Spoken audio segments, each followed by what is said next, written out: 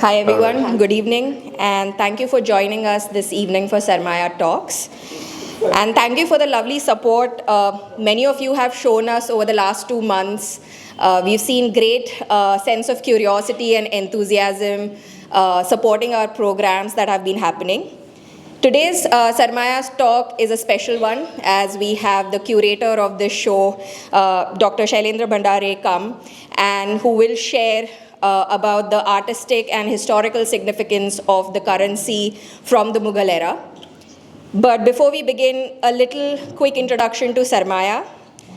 Sarmaya, which means collective or shared wealth in Urdu, is built around the private collection of Paul Abraham, who is a banker, history enthusiast, and art patron. And along with him, it is led by his partner, award-winning designer Pavitra Rajaram. Sarmaya was launched in 2015 as an online museum with the aim to make this collection publicly accessible. In 2017, we were formalized as Sarmaya Arts Foundation to sort of make our programming accessible to public on ground in the form of exhibitions, workshop, talks, and different kinds of experiences, with the sole aim to deepen the engagement around Indian art, culture, and history. In late 2024, we moved into our new home, where you are today, which functions both as an archive and as a public engagement space. Commitment to sharing knowledge and research continues through various programs, and one of which is Sarmaya Talks. These talks form part of our active public programming, where we bring scholars, contemporary practitioners, creative practitioners to come and have a dialogue with our audiences. So on that note, I'll make a brief introduction to our speaker today. Shailendra is the assistant keeper of South Asian and Far Eastern numismatics and paper money collections at the Ashmolean Museum. He is also a fellow at St. Cross College and a member of the Faculty of Oriental Studies at the University of Oxford. He began his career as a numismatist with a visiting fellowship at the Fitzwilliam Museum, University of Cambridge, followed by a post-doctoral fellowship with the Society for South Asian Studies. He later worked as a curator at the British Museum on the coins of the later Mughals and the Indian princely states, before being appointed as the curator of coins at the Ashmolean Museum in 2002. So without further taking any time, I welcome Shailendra.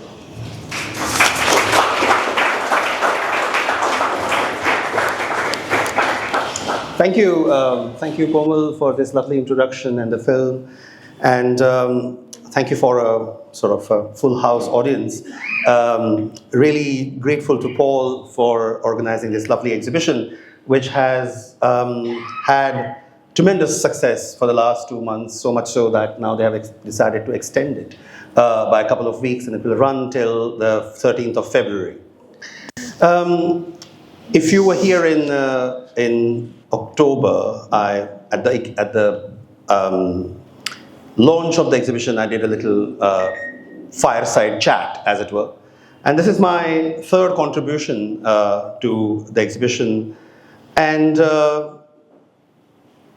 I thought the title, obviously, is a play on Beauty and the Beast. And I thought it is Beauty and the Badshahs, the Rupee during the Mughal era. I take the word beauty in more than one ways. We sometimes say that something is like, that's the beauty of it. So it's not just aesthetic and visual beauty, but it is also the beauty of these objects as objects of historic nature and how they help us to understand and unravel the currents of our history. So that is what, as a historian, I fancy that the most. It's always nice to start with Monty Python. And we have this famous saying, this famous quip from the Monty Python says, "What have the Romans ever done for us?" And those who are familiar with Monty Python will know that there is a whole conversation around this quip. And ultimately they say, well, practically Romans did most of the everything for us. They gave us irrigation, they gave us transport, blah, blah, blah. And to a certain extent, we have also sometimes wondered, what have the Mughals ever done for us? And presently, also in the current climate, there's this question repeatedly being asked. What did the Mughals do for us? Why do we have to do Mughals? And however, that has not been the case in numismatics. In numismatic studies, Mughals have always played a major part. And also, there has been a lot of emphasis on studying and historicizing Mughal coins. So the discourse about Mughal numismatics starts with simple sort of purely numismatic things like cataloging and developing a taxonomy of how these coins could be arranged in a meaningful way in a cabinet or in a collection. But also the most important thing then that leads to is the contextualization. And we have several scholars for the past 200 or 300 years who have contributed to basically mapping the coins to textual evidence or other parts of the evidence.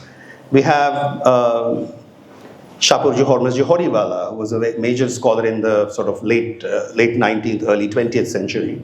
But we also have Irfan Habib, and we have Najaf Haider, and we have Sanjay Garg, who's amongst us, who have worked on these coins in that manner. Alongside the purely numismatic studies, then what do you do? I mean, once you start knowing about these coins, what do you do with them? How do you take them forward? So there's like a macro studies, like wider topics, such as the studies about the silver influx or bullion flows in the medieval times. There have been some research about what were the mint outputs, how many coins were really produced and what was the volume of currency in the Mughal times. And then, of course, that sort of leads, those kind of data lead to wider questions like, talking about the GDP of the Mughal Empire. And then, of course, then we say, oh, well, that GDP figure is then projected upon and say on colonization. And we say, well, so many trillion dollars were taken away from India and whatever. There are other sort of economic, historical sort of nature, wages and prices, fiscal and revenue related studies. And this is mainly coming from the Aligarh school. And Aligarh school scholars like Shirin Muswi and Munira Khatun, they have dealt with that. There is a little caveat as a numismatist from my side. I don't trust their methodologies entirely, but there is something is better than nothing, as they say in Bombay. So it is basically that thing. Recently, historians like Sanjay Subramaniam and Muzaffar Alam have taken the studies of Mughal Empire on a global context, and global history is very fashionable nowadays. And they have talked about movements within empires across the globe. They have talked about interactions of people. Sanjay has written a fantastic book called Mughals and Franks, which is a story about how the Mughals interacted with the wider European world. And then there are questions about historical themes like modernity. How does one see the Mughal Empire and its milieu in terms of modernity? What is modernity and how does it affect? And also the fact that whether modernity in India was a direct result of colonial intervention, or if there was no colonial intervention, Mughals would have made us modern as well. Who knows? That is a kind of a debate. As against that, particularly in numismatics, there are micro studies of which people, mainly coin collectors, are very much involved and interested. So there are talks about new mints being found, situating coins within the narratives of conquest and trade, etc. And this micro level discussion has now moved quite a lot on the social media front. We have groups of Mughal coins on say Facebook, and a lot of times people are talking constantly about this sort of studies. And one thing which I would also like to mention is the art historical studies, and very little has been done with contextualizing coins with the wider body of Mughal art and how do the two sort of correspond with each other. So there are aspects like portraiture and such as, there are comparisons with other art forms, in particular with art history, such as, say, engraving, gemstones, weaponry. So all these small aspects of Mughal material culture, the coins can speak to these, but they haven't been studied greatly in that way. As with everything else, just a situation to time and space. This is how the Mughal empire grew. It was first, the advent of the Mughals was from Central Asia, as practically everybody here would know. Babur came from Transoxiana, which is present-day Uzbekistan, and conquered and settled in India, in the north. And then his son was then hounded away back into more or less in that direction. And then he was away for about 15 to 16 years, and then he came back and he sort of recaptured the throne at Delhi from a resurgent Afghan polity. And then Akbar developed the second wave of the empire by assimilating the local sultanates such as Gujarat, Ahmednagar, Kashmir, Bengal, Malwa, and other bits and bobs.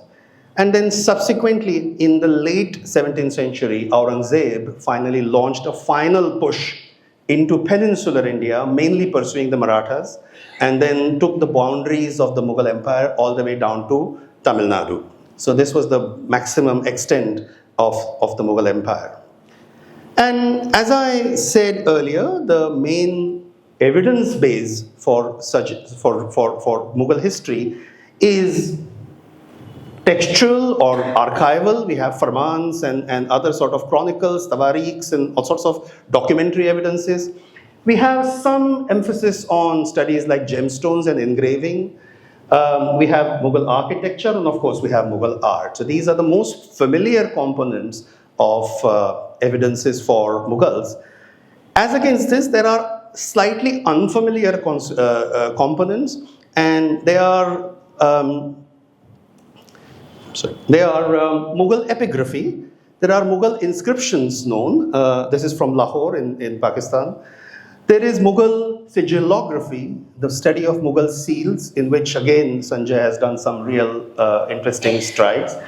And of course, our own subject is Mughal numismatics. And these are the subjects that are not terribly well studied as against the previous ones.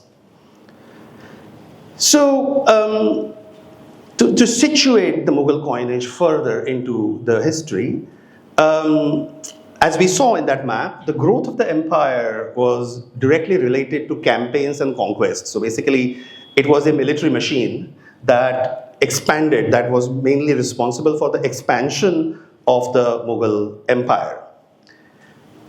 The coinage in these historical sort of processes played multifarious roles.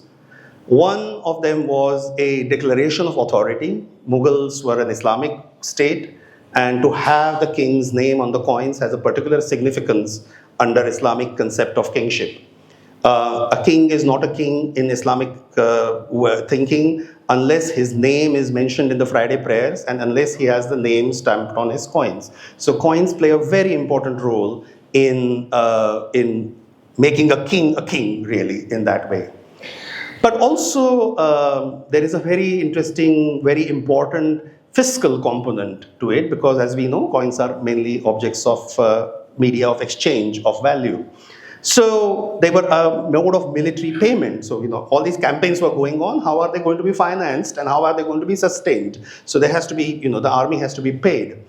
And also, once the provinces were integrated into the Mughal Empire, the coins also became a strategy for fiscal integration and monetary stimulus. So basically, having a uniform currency structure as a kind of a fundament for the empire was important, and also to trigger revenue collection from these newly acquired areas, they needed a sort of a stable currency system. So therefore, that also the monetary stimulus for these to collect these tributes and taxes, the coins were important.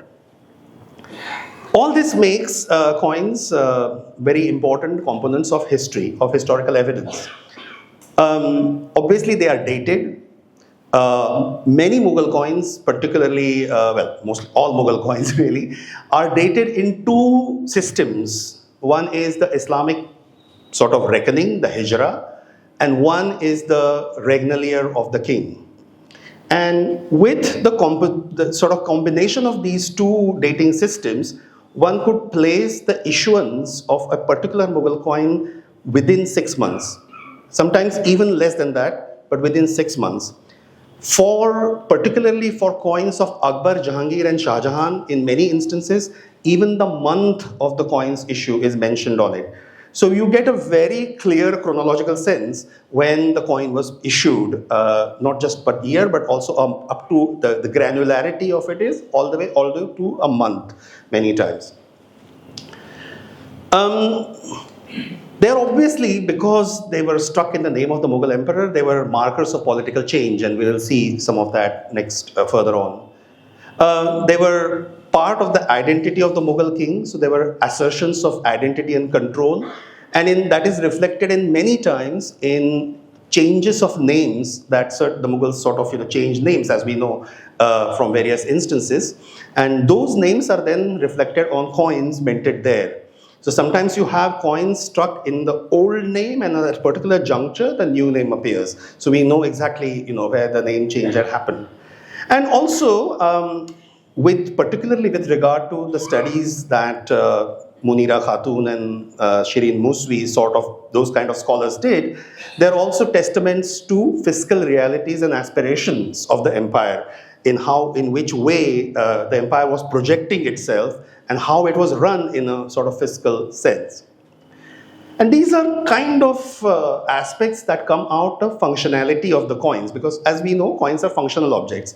Coins are used, we use them. They're not just objects of consumption in different ways.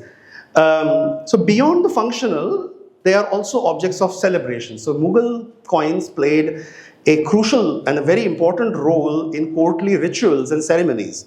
So we'll see a bit of that later.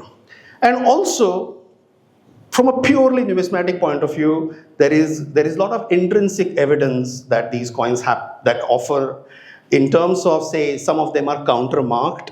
They have small stamps counter-struck on them to indicate a particular aspect. The little stamps are indexical into suggesting some development, which is either political or fiscal or something like that. The inscriptions on them are quite interesting, and they incorporate these inscriptions, the symbolisms, etc., in a very meaningful way.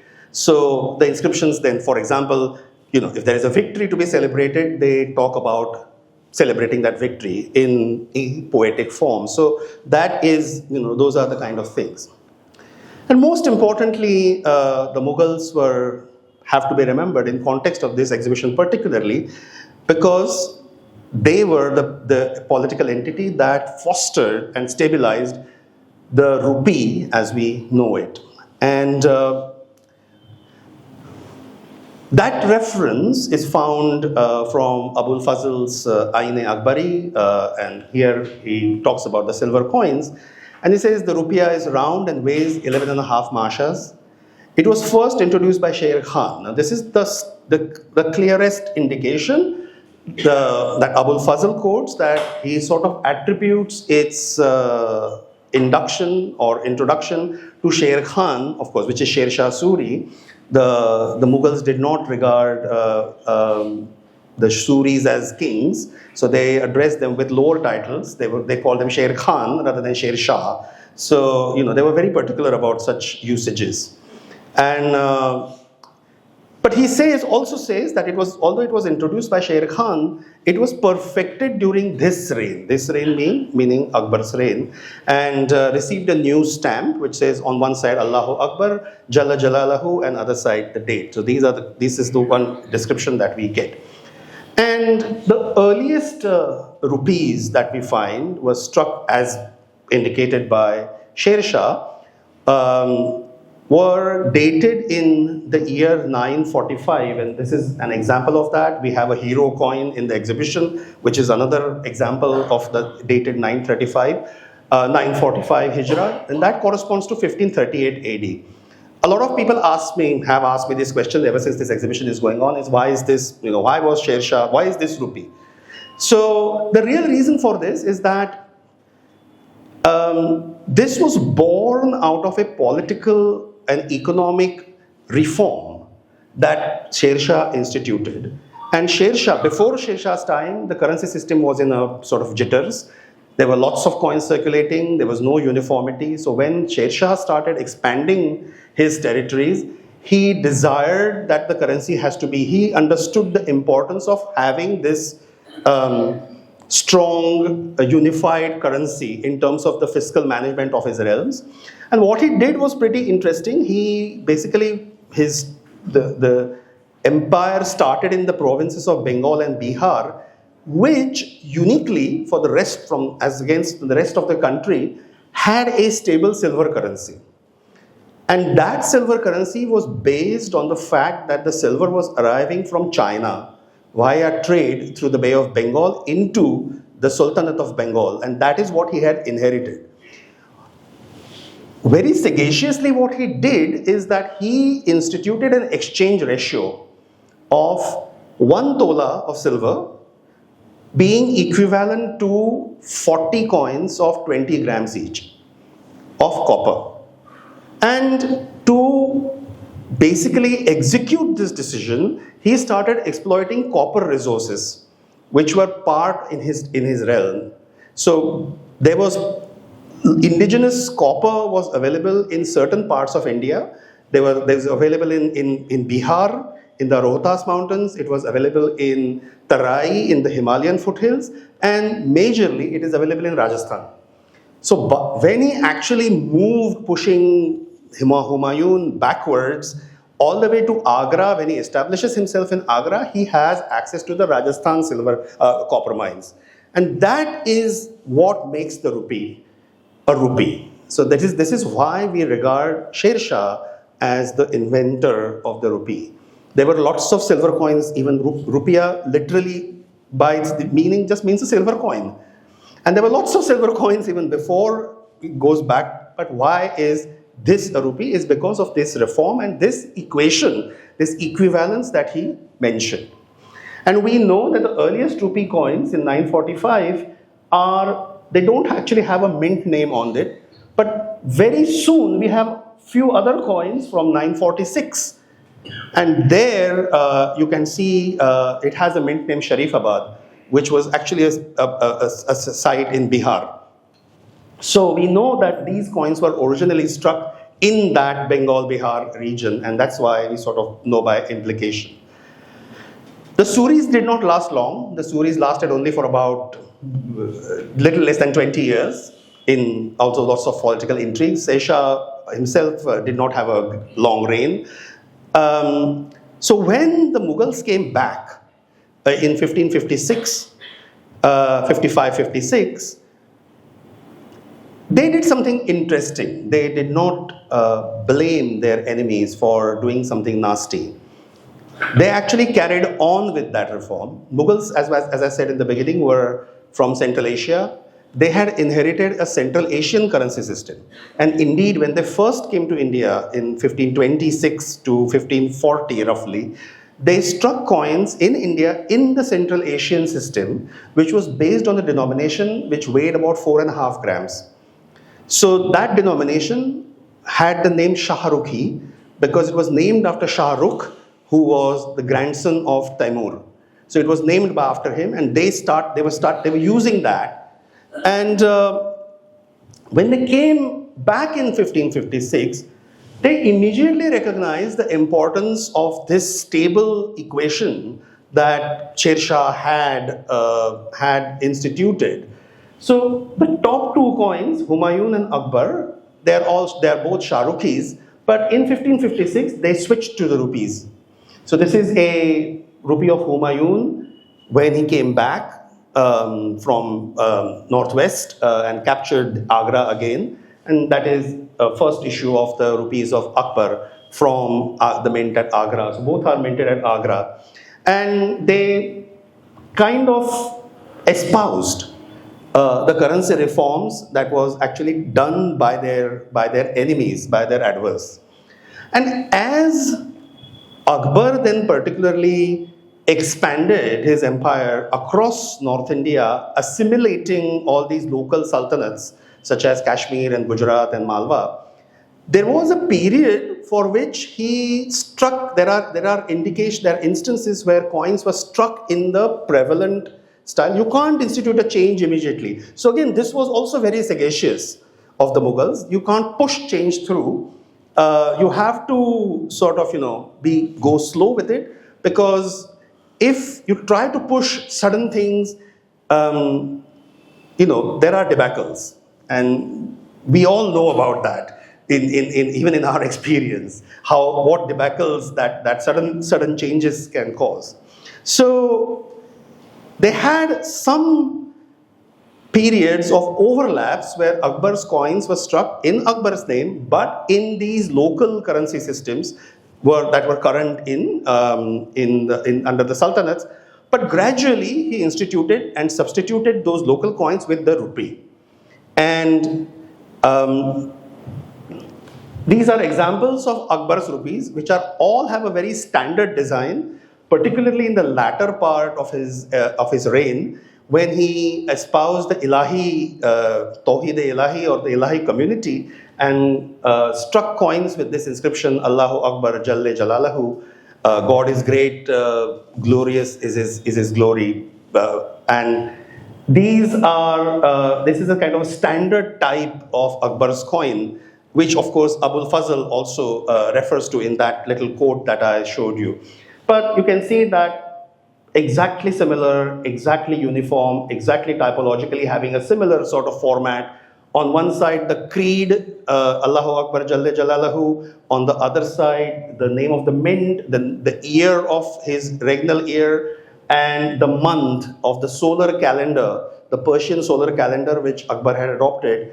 All that was mentioned, and it's the same type, and it starts with Srinagar, which is in Kashmir, Akbar Nagar Rajmahal, which is in Bengal, Ahmedabad in Gujarat, Ahmadnagar in Maharashtra or Deccan, and Ujjain in Malwa. There were all these provinces that were integrated in this. Towards the end of Akbar's reign and beginning of Jahangir's reign, so towards the end of the 16th and the beginning of the 17th centuries, there were things happening in other parts of the world which were consequential to this and these developments. As I said, there were no silver reserves. Silver is very rare in India. There are no naturally occurring silver reserves. All the silver that comes into India is mostly imported. So the silver has to come from somewhere. And by great historical coincidence, or whatever you look to call it, these were the days exactly when the Europeans discovered the spice trade and started trading with India, and the backbone of that trade was the silver that the Europeans had discovered on the other side of the world, in the New World, so-called, in South America. And we have,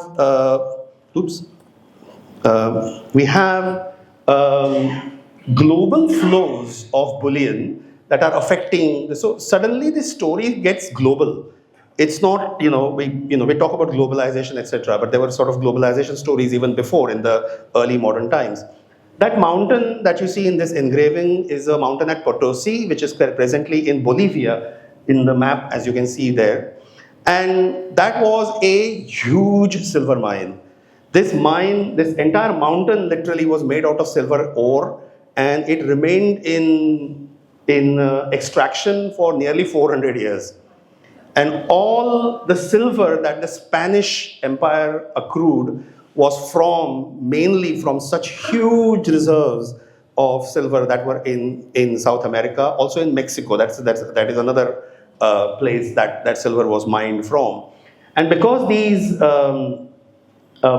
parts of the world were under the Spanish Empire's influence, this was all taken to Europe, and there it spurred lots of economic, trajectories, as it were. But It was mainly this silver and mainly the mercantile connections that were made with the Indian subcontinent by the European mercantile companies that sustained the Mughal rupee, because that brought in all the silver that the Mughal rupee could rely on into India. And that was brought in different forms. The coin on the top is a Spanish dollar, and it is called a piece of 8, Real de Ocho, and this piece of 8 is actually struck in the mint at Potosi. So these coins were then taken to Europe in part of the European economy complicated story. They were then exported in various forms as bullion as well as struck coins by these European mercantile companies into India. So what you see here is a special coin struck equivalent to the Spanish dollar, which is about 26 grams weight. But this is struck specially for East India Company in the mint at London during the reign of Elizabeth I. And this is a trade dollar. So this was specially struck for taking the silver out. And you can see that it's got a stamp of authority, that's E.R. Elizabeth, and the coat of arms and the portcullis emblem on the back. Similarly, the second coin there is a trade dollar, which is called a rider because it has got a horse rider on it. But also on the other side, below the shield, you will see an emblem which says VOC, and that is the emblem of the Verenigde Oostindische Compagnie, which is United Dutch East India Company, and that is VOC. So these coins were again specially struck from the influx of New World silver, plus indigenous sort of localized silver mines within Europe also. These coins were struck and they were then exported towards the east, mainly to India and also further to China, but also mainly to India. So with the influx of these imported silver coins, the Mughal mints which were located on the coast started having a particular importance. And the mints like Thatta, which was a major trading center in Sindh, in lower Sindh, fairly near to modern day Karachi. Also Surat, Machilipattan, and that one is a fairly rare Akbar issue from a mint called Saptagram or Sadgaon, which was actually a harbor which is fairly close to what is present day Calcutta. So it was again a harbor. So these are all port towns that came into prominence as mint towns as well. That's because the silver that was being brought in was landed here first, and then it was then subsequently then moved towards the hinterlands of the Mughal Empire. Thatta was until about 1638-39, it was very important. Thatta was trading in cloth and textiles which were made in Sindh, moved down on the Indus, and the Portuguese were mainly responsible for running this trade. In 1638 or 39, in one of those years, Thatta was hit by a huge cyclone and it was destroyed more or less. And after Thatta's destruction, Surat came into prominence very widely. And Machilipattan and Saptagram are also on the eastern side of the subcontinent. So it is not just the western coast that we have these movements happening, but also on the eastern coast. And it is through the activities of these mercantile companies that the Mughal rupee actually left India's shore as well. So the mercantile companies were not just involved in bringing silver coins into India, they were also responsible for taking silver coins out of India, because after all they were trading, so they wanted to have a reliable exchange media. And the fact that the Mughal mints were run by such precision, they were tightly controlled, highly secure, and the coins that they were producing were more or less standard in terms of their purity and weight. They could be easily trusted, and therefore they became an acceptable trade currency, particularly in the realms which were east of India as well. And there were also practical situations here when the sail ships actually unloaded their ware and they sailed further. They also needed ballast. And something which is weighty as coins and metals acted very well as ballast. So these coins were also taken from a practical viewpoint. Always functionality and practicality are, at the root of many historical developments. So these coins were also taken further east as trade coins, but also for the practical reasons of providing weight to the ships. And you have, then they landed in places like Sri Lanka or Ceylon, and this is the Dutch East India Company's activities, and also they went all the way to Java. To facilitate trade locally in these ports outside India, the companies then made the Mughal coin as a principal coin to be accepted in transactions at these sort of, extra territorial spaces. And to naturalize these coins into local circulation, they put these little counter stamps. So remember that the VOC mark that you saw on the dollar or the rider is also the VOC mark on this Mughal rupee, which is struck at Surat, and it has that C written on it, VOC with a C, and the C stands for Colombo. So it was struck in Colombo and that one actually has a rider. And that is, you can see the horse rider sort of, aligned vertically. And that is because the Dutch East India Company's coins were called riders, and there was a horse rider on the previous coins that you saw. It was a very familiar motif as a symbol of Dutch authority, more or Dutch fiscal authority, and therefore that rider was then applied on Mughal coins, and that was countermarked at Batavia, which is present-day Jakarta in Java. And apart from these counterstrikes, you also have examples or evidences of this trade from other sources, such as these wonderful lumps of silver, which were discovered in a shipwreck, which is the Great Basses Reef across the coast of Sri Lanka. And it was discovered by no other person than Arthur C. Clarke, who was also a diver. And these were discovered by him. And these are Aurangzeb's rupees of Surat, which were, discovered as sunken treasure off the coast of Sri Lanka. Coming back to the mainstream Mughal history, we see the role that I explained, how these coins could be contextualized. Mughal rupees acted in many cases as markers of political control. And I said in the past, hinted at these victories and these campaigns. And those are then reflected in the inscriptions of these coins. So for example, these two are coins of Jahangir. And the top coin was struck in Ajmer when his son, the future Shah Jahan, who at that time was called Khurram, came back victorious from a campaign that he was leading against the Rana of Mewar. And these coins were struck to celebrate that, and the inscription on both these coins actually use the word Sikka-e-Fateh, coin of victory. So that has a direct connection with the political happenings on that. This was struck in Ajmer, and it is mentioned that it was a coin of victory struck at Ajmer. After spending 4 years at Ajmer, Jahangir moved his court towards the south because he wanted to pursue a campaign against the sultans of Deccan, mainly the Nizam Shahis, mainly Malik Ambar. That was his main enemy. And he moved his capital he sort of stationed himself at Mandu. And while he was staying at Mandu, news of another victory against Malik Ambar, that was the Battle of Rohinkheda, arrived at him, and then he was very happy with that, and he ordered these coins to be struck at Mandu. The inscription mentions this as Sikka-e-Fateh Dakkan. So the coin that was struck for celebrating the victory in Deccan, that was mentioned in the inscriptions on these coins. There are more direct concordances between these campaigns and coin issues, because as I said, when they were striking these coins, when they're carrying these campaigns out, they also had to pay the army. And sometimes the flow of money and flow of fiscal, the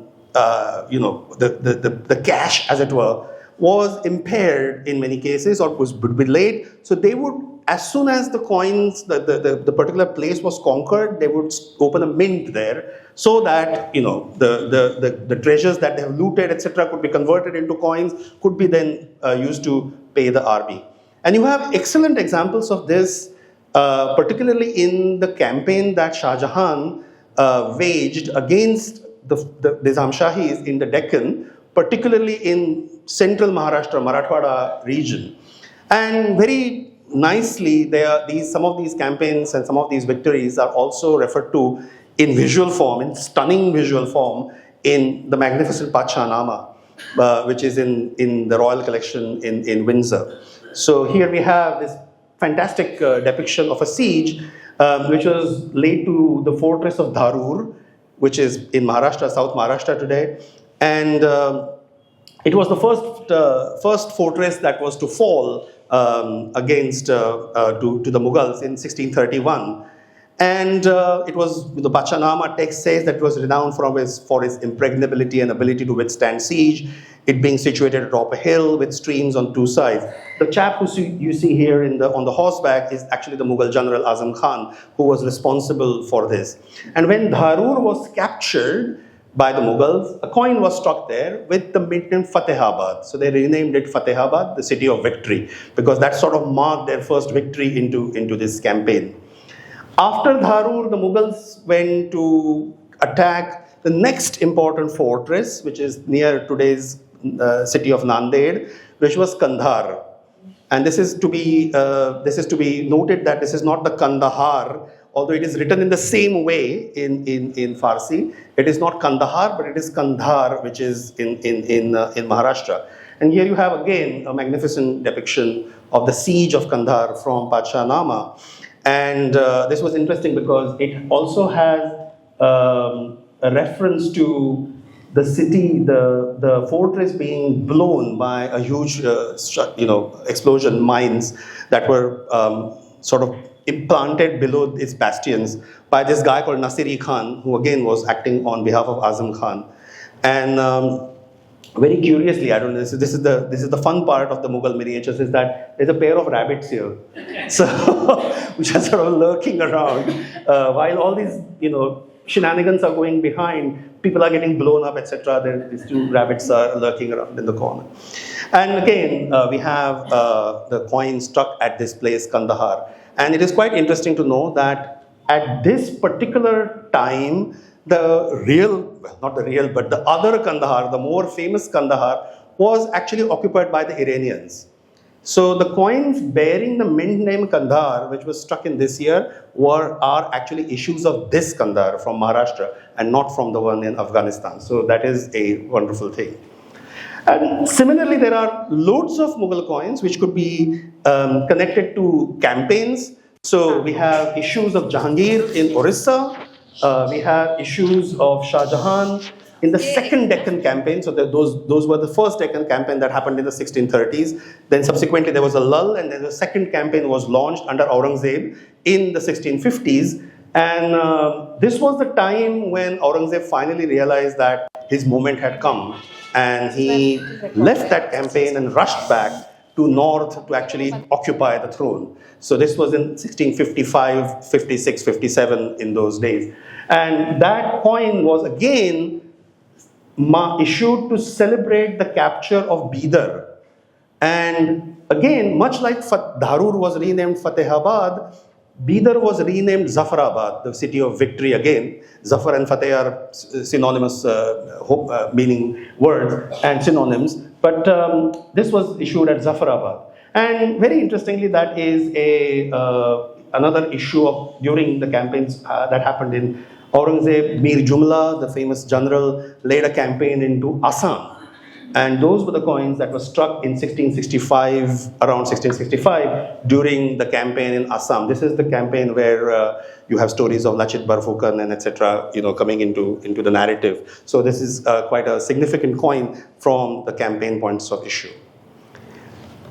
Of course, when you have campaigns, not every time you end up completely vanquishing and completely taking over the control. Sometimes the Mughals actually retained the local rulers and you have then issued coins in the name of the Mughal emperor as to show a mark of vassalage or mark of respect.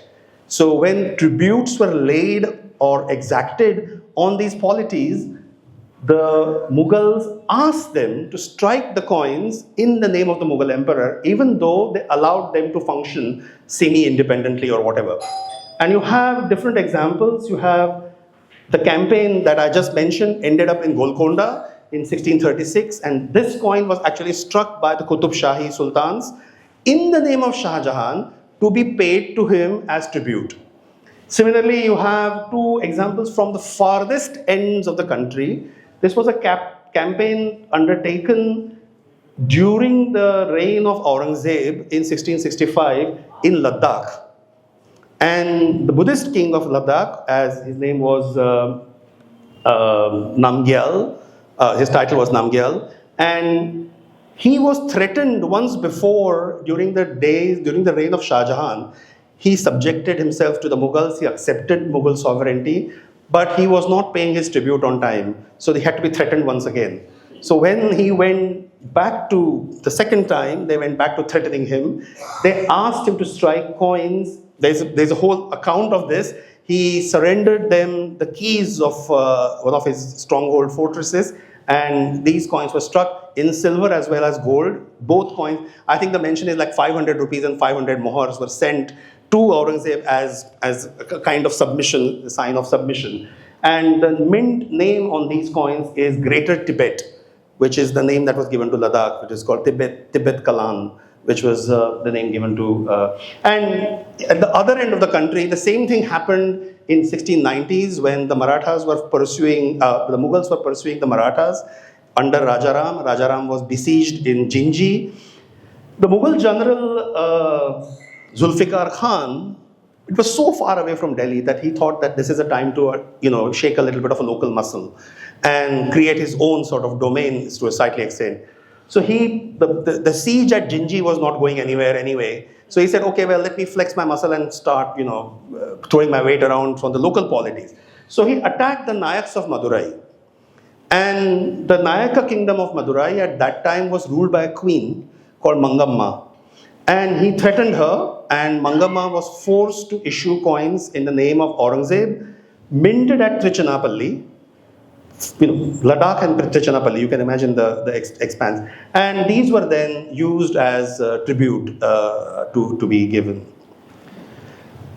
The Mughal history is full of these kind of developments, and it is also full of all sorts of political intrigues, machinations, backstabbing. It's like, quite fun. And you have a whole range of people who hardly ever ruled and had coins struck in the names of themselves.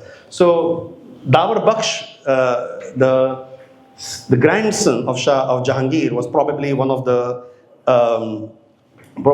first of these, and he was kind of put on the throne as a puppet by Asif Khan, the Wazir of Jahangir, until Shah Jahan would come and get the throne. And he was in Lahore. He was installed as a king. He was a young boy. He was about 16 or 17 years old. And obviously, he was a lame duck. He was marked man already. When Shah Jahan, gained the throne, he immediately killed him. So, and there's a very heart-rending account of the whole thing in the Mughal sources. Apparently, when the killer was a man with a reputation, they had this kind of gundas actually, and functioning around. He arrives at his doorstep. And the name of the man is Raza Khan. And Dawar Baksh is actually playing chess or playing some chaupar or something like that at that time. And he announced he's told that Raza Khan has arrived. So he is said to have exclaimed that it is not Raza, but Kaza, which means destiny. So it's not Raza Khan who has arrived, but my destiny is knocking at my door. So it's a very sad kind of story.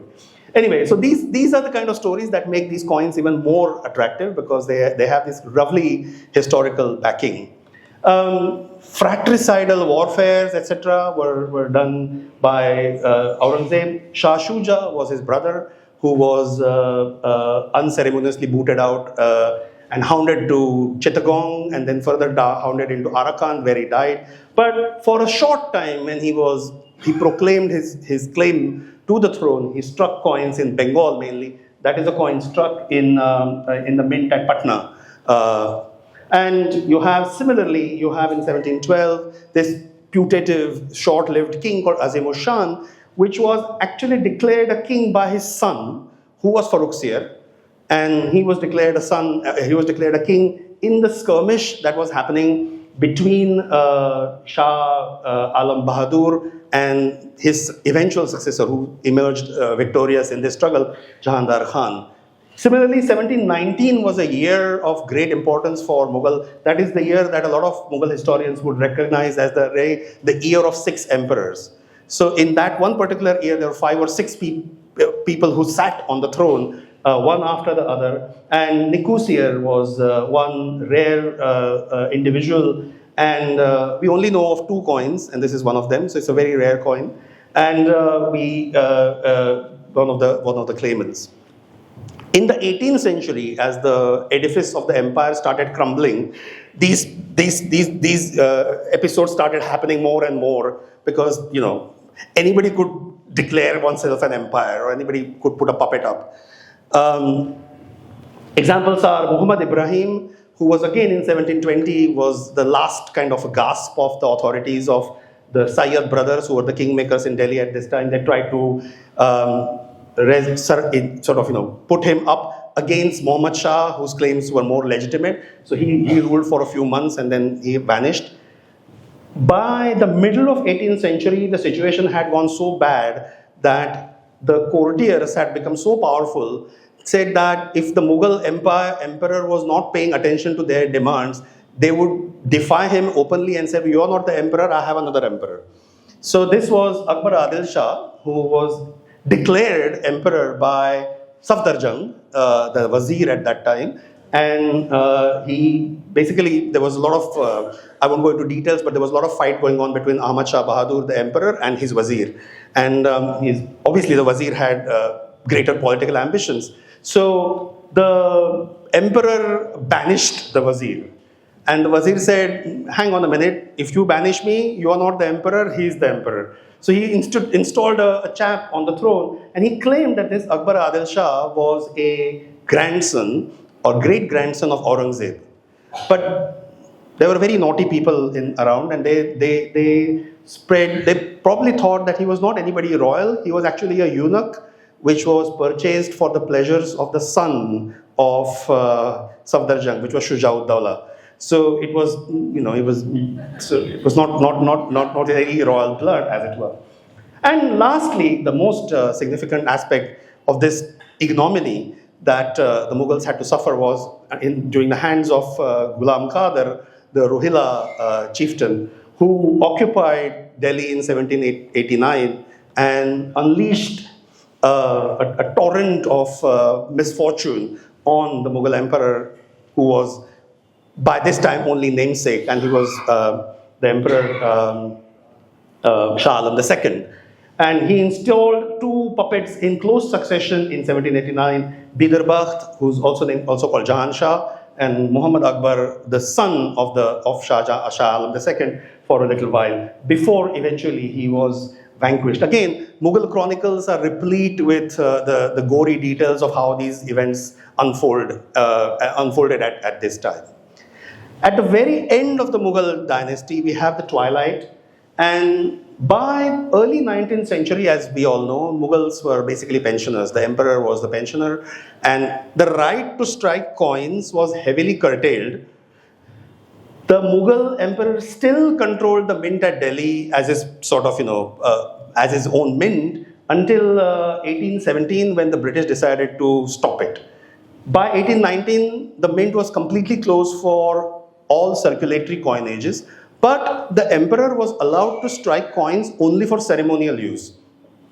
And you have a very interesting and clear depiction or description of what these kind of ceremonies were when Bishop Reginald Heber visits Muhammad Akbar II in 1824. It's all written in his diary. And it's absolutely evocative. You read it and everything unfolds in front of your eyes. You have Haber arriving in a palanquin and the whole party, and they have to remove their shoes. He's not very happy because he's of course a priest. He's wearing his all sort of priestly robes and cassock and everything, and it's raining as well. When they step out and start going into Red Fort, a whole bunch of beggars come and start harassing them. So all sorts of things happen. And when he goes in, he meets Muhammad Akbar. There is a very detailed description of what happens when. So the first thing he does when he sights the emperor is he presents them with cash. The cash, of course, he's presenting them with mohars, gold coins, but the same thing happened with rupees. And the cash was covered with his handkerchief. And then it was presented to him. The emperor touched the handkerchief and then went away. And there were various instances in this whole audience, because it was all orchestrated depending on the protocol, who goes where, who sits where, who bows, who stands up, all sorts of things were, orchestrated. And there are various instances in which he carries on making these presents. So the second time he presents the king with, again, a similar kind of presentation is when the king ties a turban around his head. And then he goes to a second room and he wears a khilat. He wears his ceremonial robes that the king has given him. When he comes back, there is another presentation. Then at the time when they are about to leave, his attendants tell him that he has to make a presentation to the begums as well. So then there's a fourth presentation. So altogether, the diary says that Heber spent 300 mohars on all these presentations. And this was again interesting because this was not going out of Heber's own pocket. Because like all Europeans visiting the king, it was the East India Company who was bearing these expenses. Soon afterwards, this is 1824, in 1827, they stopped this charade. They said, this man is a pensioner. They used to refer to him as King of Delhi, not even the emperor. So this is a pensioner, we don't want to stop this. They stopped all Europeans from doing any of these rituals in the king's presence. But the king was still allowed to do it for his own, entourage, as it were. And these coins were specially struck, these rupees are specially struck in the mint at Delhi. This is struck in 1831. So this is struck after he was officially barred from the Mughals, the Europeans being part of this. And lastly, we have Bahadur Shah Zafar that is 1845, when they stopped it even for ceremonial use. They said, well, you can't have any of these, and that was the kind of the end of the Mughal emperor. Lastly, we have some insights into the issuance and circulation of Mughal rupees. As I said, there was this influx of silver, and we have certain studies on particular mints which are published, such as Thatta. There's been a work on that. The Mughal mint control was unique in that it ensured uniformity of weight and purity.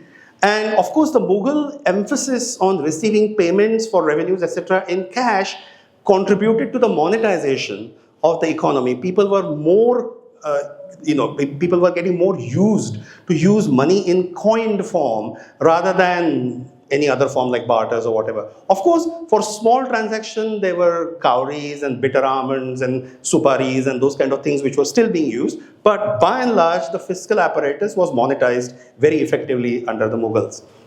And this created some interesting problems because, as we know, the Mughal currency was a true currency. The value of the rupee was because it was of a certain standard weight and a standard purity of silver. And if you keep on using the coins, of course, it wears off, and therefore it loses value as it.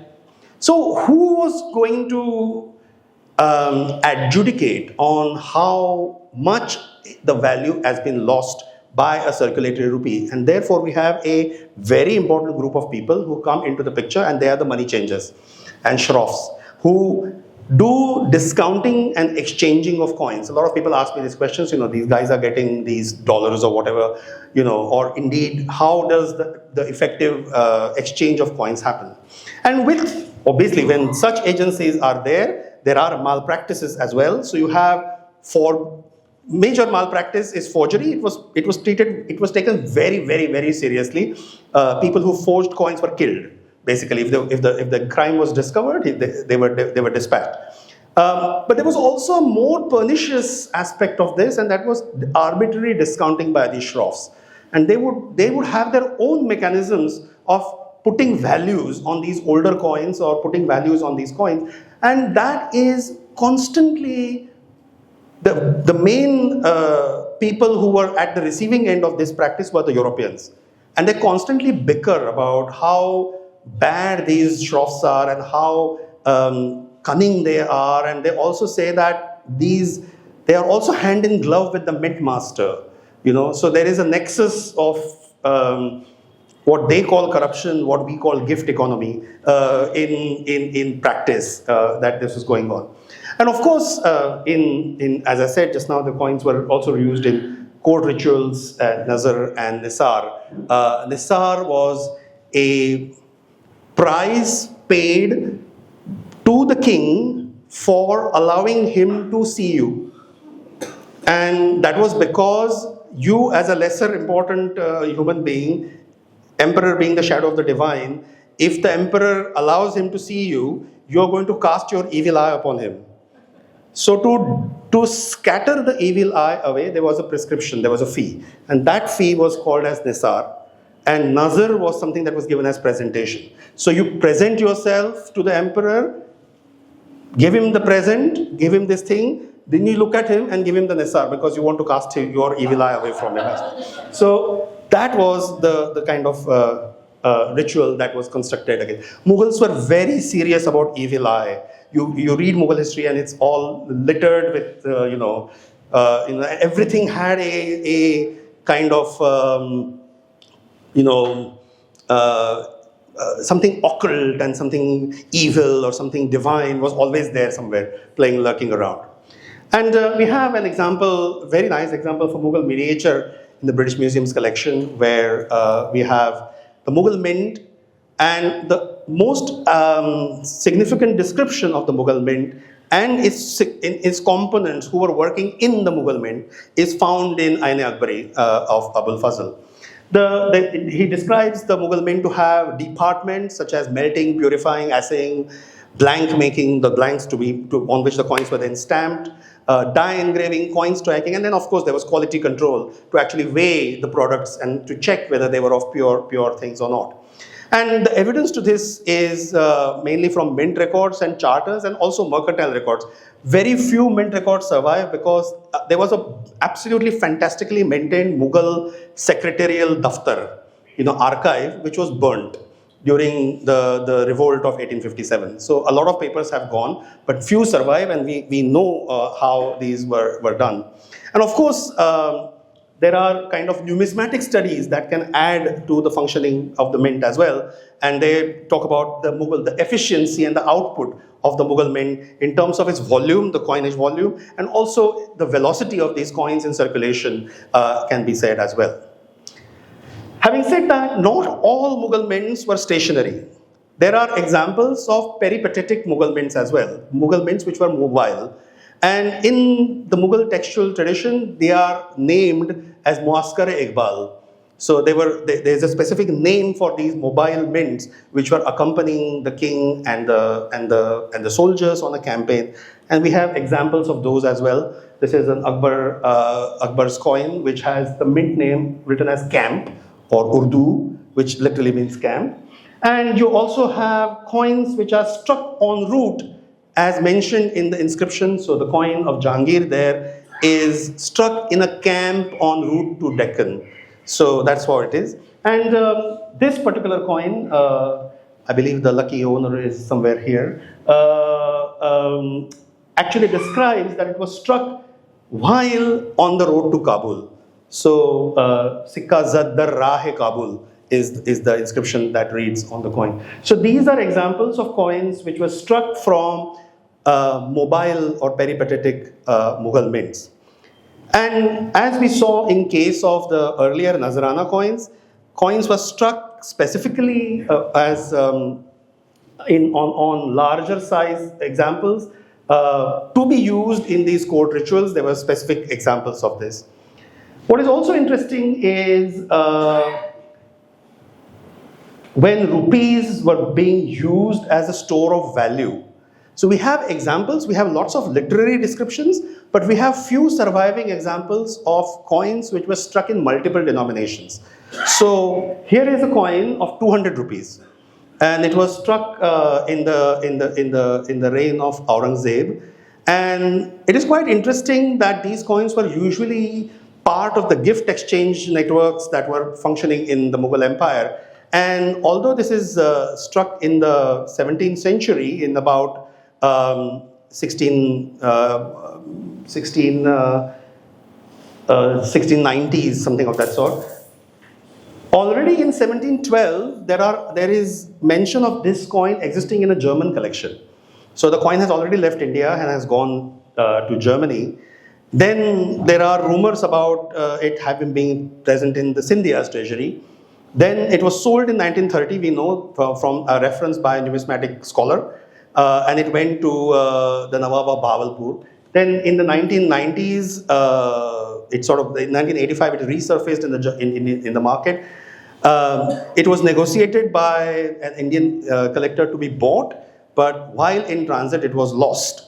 And current whereabouts of these coins are not known. So we have our sort of James Bond moments in our subject as well, where it's not just Monty Python. So it's this as well.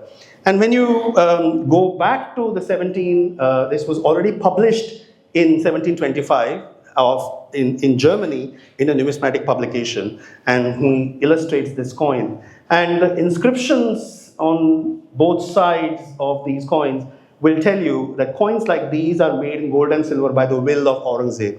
That is what one of the cartouches, or two of the cartouches, translate as.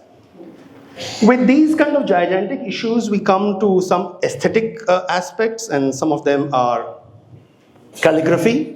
Mughal coins carry different sorts of calligraphy. We have Naskhi or cursive Naskhi. We have Nastalik, which is by far the most important calligraphic form. But we have occasional instances of suls or thuls, as it's called, appearing on coins as well. Mughal coins are again objects of great artistic beauty in their own right. We have borders and decorations in absolute fantastic designs. You can imagine these are very small objects. They are not more than 1 inch. If they're stuck for a special purpose, maybe a little bit more than 2 inches, but still not that big. But they are composed in the design terms in the most attractive manner. And you have, this is again one of our hero coins, where one of the rare coins of Akbar where the word rupiah is actually mentioned in its inscriptions. But it has these wonderful designs of 4-pointed star on one side and 8-pointed star on the other side. And some people think that the 4-pointed star actually refers to the 4 Rashidun caliphs of Islam, which contribute to consolidating or legitimizing the kingship. And the same role in the Hindu or Indian tradition is played by the guardians of the 8 directions. So the 8-pointed star on the back is the 8 Dikpalas, which are sort of consecrating his legitimacy. Coins of Jahangir are, of course, a paragon in terms of its artistic beauty, and he was probably the one Mughal emperor who was very much involved and interested in striking, beautiful coins. He was really concerned with the beauty of his coins. And you have excellent examples how the composition of these calligraphic panels is done in this manner. And that excellence of the calligraphic compositions also has to be translated into the excellence of engraving the dies. Because of course, not just one die, because it's a mechanical process, dies break, and they have to be again and again re-engraved. So there has to be a certain degree of consistency in maintaining the standards of artistic quality in the die making, and that we see very much in the Mughal coin. You have this fantastic rupee of Shah Jahan, which is minted at Daulatabad, with an amazing backdrop of little flowers and berries and all sorts of little objects. And similarly, you have here also, you have these fantastic, floral decorations. And this is what I was saying at the very beginning, that these are the aspects that connect these coins to the wider Mughal art scenario. And that has not been really very well discussed. For example, we have this example of Jahangir's coin, another one of the most beautiful types. And you see that there is a backdrop of these kind of floral patterns. The letters of the inscription sit on this filigree of decorations, and you find exactly the same thing in Mughal calligraphy. So obviously these two expressions, these artistic expressions, are speaking to each other in the same way, but they are not really concerned or studied or opined by scholars in this manner.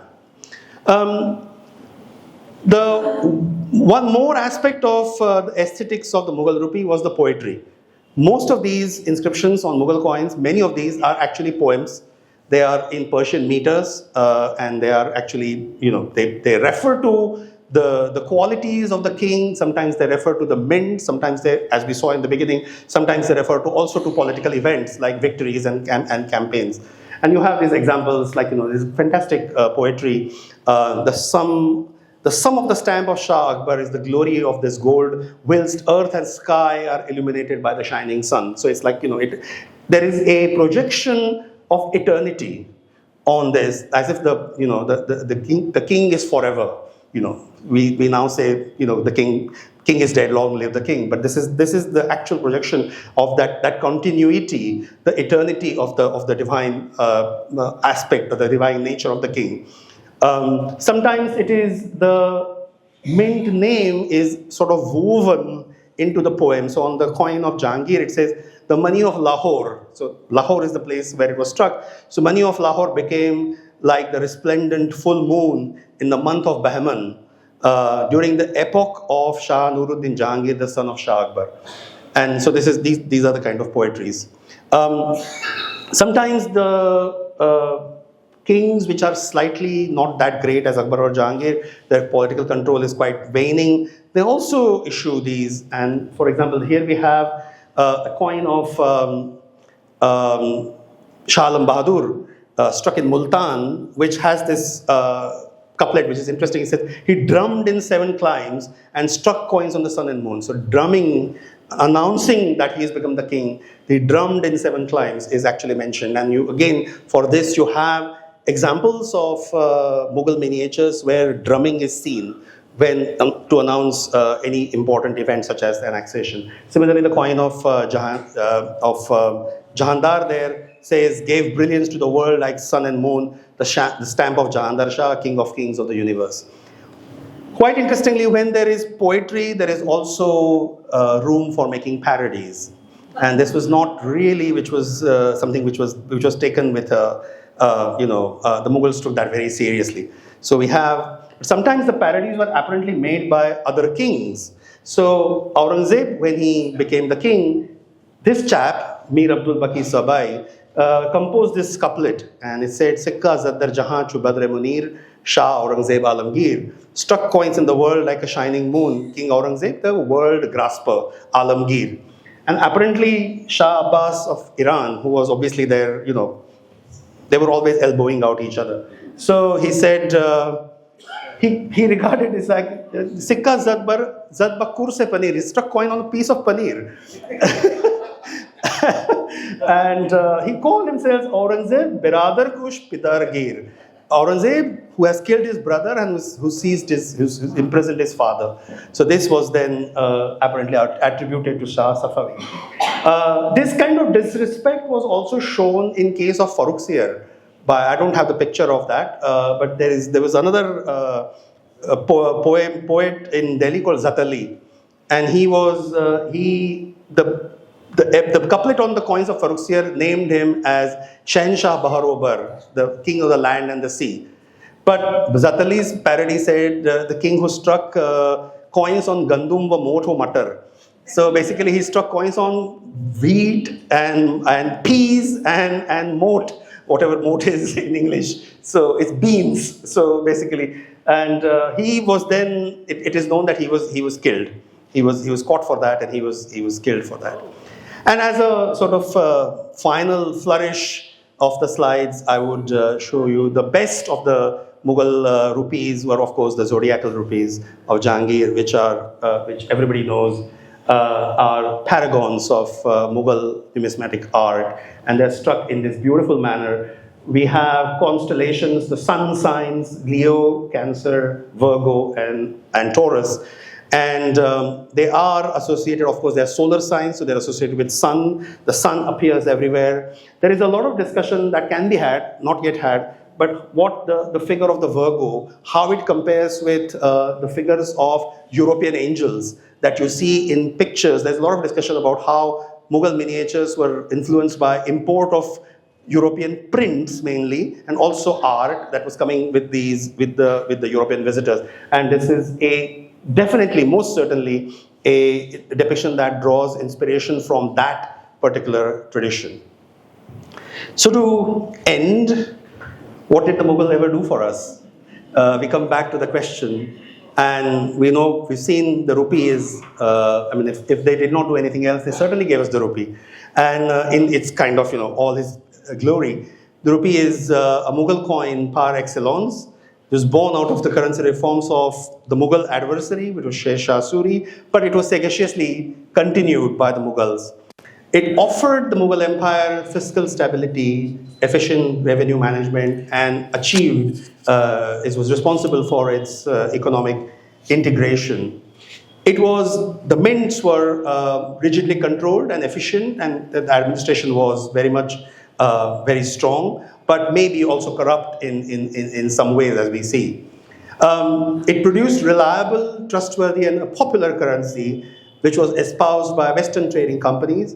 And we also saw how the rupee could be a historical marker in many ways, how the rupee can be seen as an aesthetic parallel to examples of Mughal art, and lastly but not least, the advent of the rupee as an international currency during the Mughal era. Thank you very much.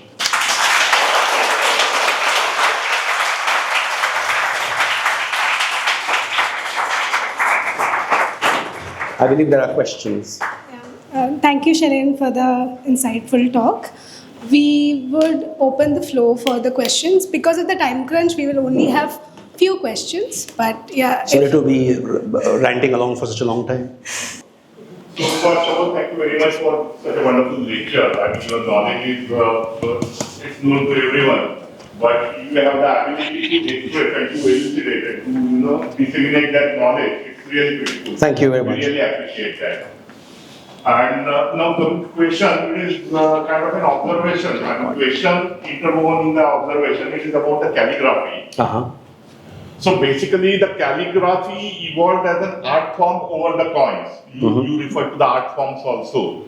Now my question is basically in not only Mughal coins but Islamic coins, there is no, you can't put any pictures or any other art form.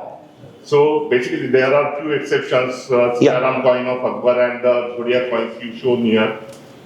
But what is the reason that the Islamic coins never, kind of produce a picture on the coins? And probably because of this, the calligraphy evolved. Yes, absolutely. The calligraphy became the main mode of expression for the artist. I think that goes back to the reforms that were instituted by Abdul Malik bin Marwan in 78 Hijrah, when he drastically moved away from the design of a coin. Prior to that, which is what is 78 of Hijrah, something around 780 roughly. So until that time, coins were always had a picture or a mention of a king. An authority, which was usually a king, mostly, in most instances. And Abdul Malik then sort of moved away from this particular tradition by actually using coins which were purely inscriptional. Now, there is a lot of discussion in the literature about why he did it and what prompted him to, he issued coins that did not mention the king and did not mention, to start with, where it was minted as well. The mint sort of gradually appeared. It was a coin which was purely theocratic. It had inscriptions. It proclaimed the unity and indivisibility of Allah. It was struck in the name of Allah, not in the name of king. And that was primarily because at that point, this is one of the explanations, that his position as a caliph was slightly dubious because, it was already... so be that as it may, whatever the reasons were. But then that sort of set a precedent for Islamic coin design. And that was then carried on. And it's not really true that they were, you're right. I mean, in Indian coins, we have examples of pictorial coins, Islamic coins. Even in this case of sultans, we have some pictorial coins. But if you change the perspective to the wider Islamic world, there are many pictorial coins. It's not just that. So to a certain extent, this emphasis on coins being inscriptional only is a slight misconception. Of course, the fact that they are inscriptional only is drummed more heavily than, but there are many exceptions to that rule as well. So that is mainly the reason. I mean, this is what, coinage, the design of a coin has a lot to do with a coinage tradition that comes from somewhere. The employment of, the Shahrukis that the Mughals struck go back all the way to a certain sort of, point where you can sort of name it from. So that is the main reason why this happens mostly in Islamic coins. And of course, there is no question that because the coins were expressions of the kingship, as in the coins were legitimizing the kingship, the king was himself not divine, but the shadow of the divine. Therefore, the coin also is an object that is sort of connected with divinity in some way. So therefore, it has to maintain those restrictions, as it were. So. Similarly, about the poetic language, they are called couplet or fish. Yeah. So basically, this system of putting the couplets on the coins probably started during the reign of Akbar. Once he shifted to the Ilahi grade. No, they started in case of Mughals. They probably started in Akbar, but as a rule, coins with couplets appeared also in case of sultans. So there was a longer trajectory to this. In Mughals, maybe you have examples starting with Akbar, but there are other examples also in the Islamic thing. Yeah. So. That was my question, whether the Mughals started the... No. There are coins with couplets known even before. So. I just have one. Sure. I found very interesting timeline when we were talking about Ladakh and South. I found the time was like a gap of 30 years. If you can go back to that slide, I was very inquisitive about that particular timeline where it actually dives from 30 years to 30 years. Well, I mean, this is something that it is it is very difficult to get mainstream Mughal historians interested in coins, and fortunately for us, there is one Asfar Moin who is in America. He is now getting interested in this. I wouldn't say thanks partly due to me, but we're having conversations about this. And he has made some very interesting observations with this respect. He said that you talk about the four great Mughals, Akbar, Jahangir, whatever. They each have a very distinct coinage type, and that particular coinage type, why they chose that, Jahangir almost invariably mentions always him. His mention is always with his father's name. Always. It's always Jahangir Shah bin Akbar Shah. Jahangir Shah, Akbar Shah. Shahenshah Jahangir ibn Shah Akbar. So there is always that, that distinction is that. He doesn't very much care for being Jahangir, doesn't very much care for the religiosity of it. He quite happily is, very happy to sort of get rid of the Islamic profession of faith. Shah Jahan then brings back the Islamic profession of faith. So there is a kind of, so Shah Jahan's typology is again very distinct. Aurangzeb then banishes the Shahada. Now the wider wisdom is that the story, in colonial numismatics is that Aurangzeb did that because he thought that the coins were being used by non-Muslims, infidels, kafirs, so they would defile the Shahada. And that's why he removed them. But that is not the reason according to Asfar. Asfar has a very interesting take on this. Asfar connects it with a chain of command, as it were, and that how these kings were actually seeing themselves, and that particular way of seeing themselves as kings is not just manifested in coins, but is also manifested in their architecture, the way they construct their graves, how Akbar's grave is constructed, how Jahangir's grave is constructed. Shah Jahan's grave is most famous, the way it has been constructed, what it is, how these things are articulated. So it's a much wider body of evidence. So these are typologically, they are, they conform to the types that were instituted by these kings. Why the kings actually started doing these shifts, is quite an interesting subject, because it's a unique thing. It doesn't really happen in many cases. So these kings, when a new king comes, his coin type is very distinct. And that is essentially because they see themselves, they have their own brains, and they sort of work themselves on their ideology of how it is reflected in these instruments of statecraft which are sort of associated with them. So. Yes, sir. Someone? Oh, yeah, I am here. You're here. So, Mic's working. So it's a Mughal era is a long era. There were so many empires were there, and some of the empires, father and son, not be in the good terms with each other, or there are criticism on the some coins. So if say right from the beginning, if some coins are there, is it those coins are valid right till the end of the Mughal, or when the Mughal were at end of it, where all the coins right from the beginning, forefathers, all been valid, or some were demented, some were melted away because of not good saying of the current empire. There are two ways. I think we are dangerously close to the word demonetization, but this is an example where the market takes force. Really, that's the reason. Because as I said, the older coins lose value and they would be discounted.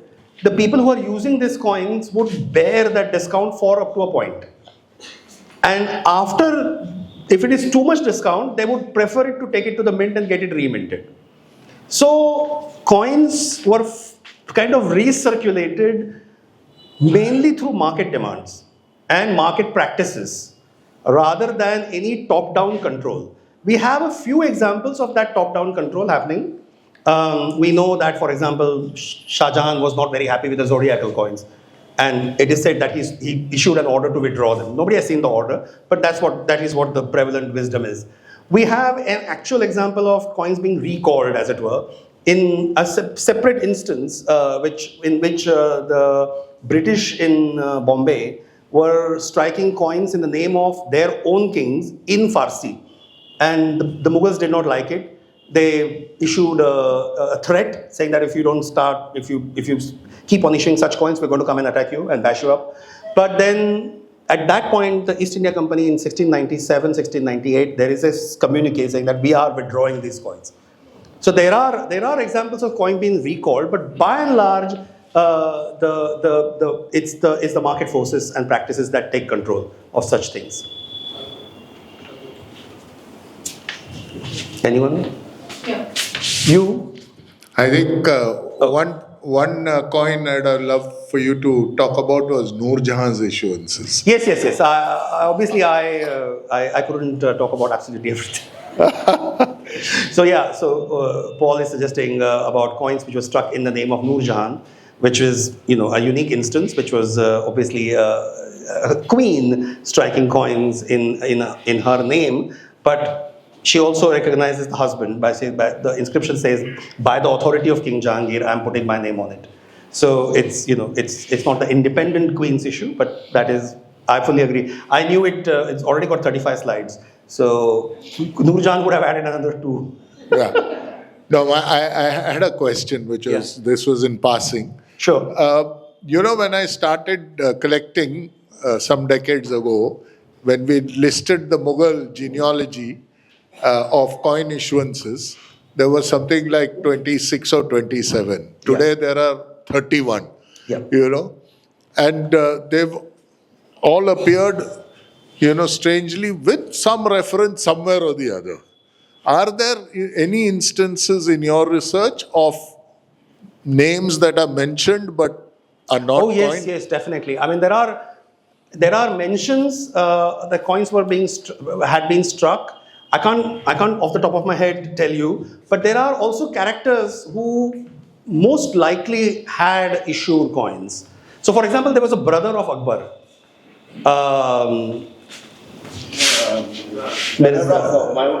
Sorry? Brother of Humayun. No, not brother of Humayun. It was brother of Akbar who had, does anybody name, you don't know the name? Mirza Hakim.